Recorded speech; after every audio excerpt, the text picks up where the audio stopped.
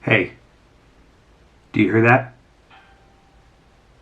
Not the ringing of my phone, but do you hear the background noise? Do you want to know how to turn your audio on your Canon M6 Mark II into something that sounds a little better? Maybe something more along the lines like this. In today's video, I'm going to show you how to change your audio levels in your camera to make it sound a little bit more acceptable instead of using the on-camera or the internal microphones from your camera. Let's go and jump into today's video. Okay, the first thing you want to do is go ahead and turn your camera on. I have my camera set to movie mode. From here, I'm going to go ahead and hit the menu button. And the setting that we're going to want to look at is in the camera icon, menu number 1, sound recording. Right now you can see that I have it set to auto. And as I'm talking, you're going to see the decibel levels are peaking up around 0 just from the onboard camera microphone. Right now I'm filming with the Canon M50 and I don't have anything plugged into the M6 Mark II. So this is all auto. And as you're speaking, you don't want your audio to be peaking at around 0. You don't want to see these red lines. You want to kind of keep your decibel levels at around -12, maybe around -6. So right now these are set way too high. You have a lot of background noise, but this is not good. And a little disclaimer statement here. I know that this is a series on the Canon M6 Mark II on how to get the most out of it or how to set things up. And I need to tell you that in order to get good audio out of your M6, you have to invest some money in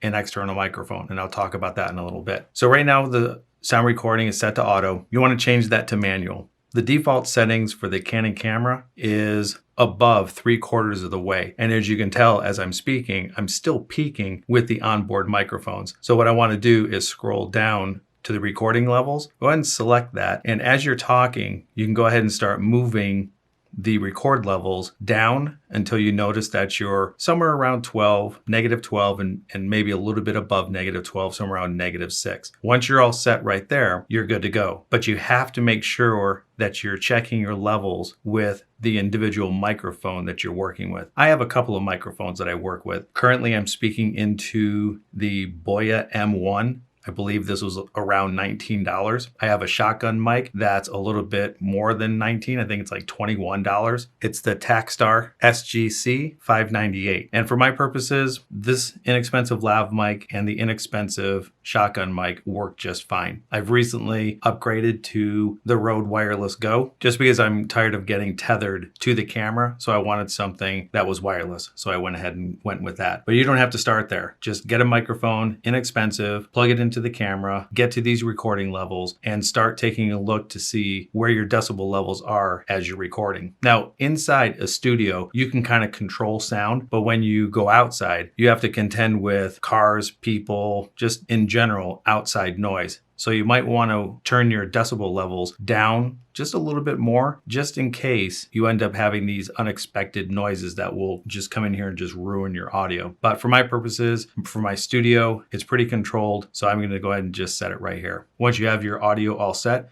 just go ahead and click OK. Your audios are all set now. Your audio levels are all set. You're on manual.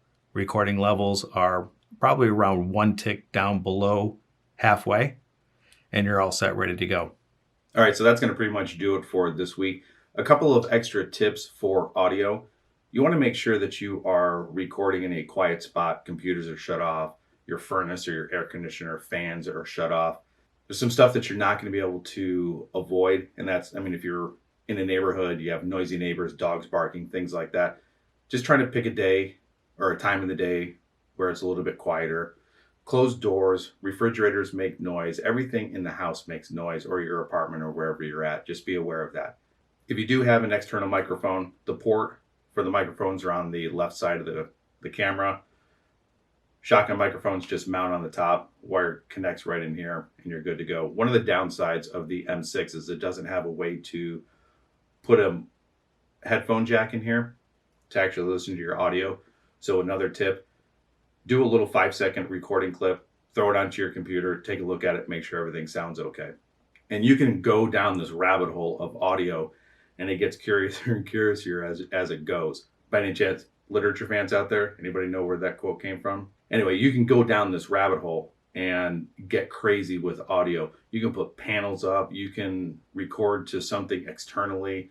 There's a whole lot of stuff that you can do in post and put presets on there for audio and get into the actual menus in Premiere. I believe you can get into the audio, and there's a whole bunch of dialogue, and there's just a bunch of stuff that you can do in post-processing to improve your audio.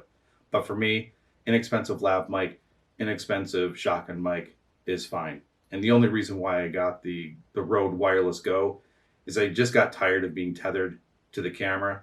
And when I'm outside videoing whatever I'm videoing, sometimes I walk away from the camera and I don't want to be bound to the camera or the limitations of a shotgun mic. So that's why I got the wireless microphone. As you go through this and start doing your own research and figuring out which microphone works for you, again, just make sure that you're changing the settings in the camera and you should be good. I hope you enjoyed this. Just like always, share, like, subscribe, click on that notification button. There's going to be a lot of videos to come.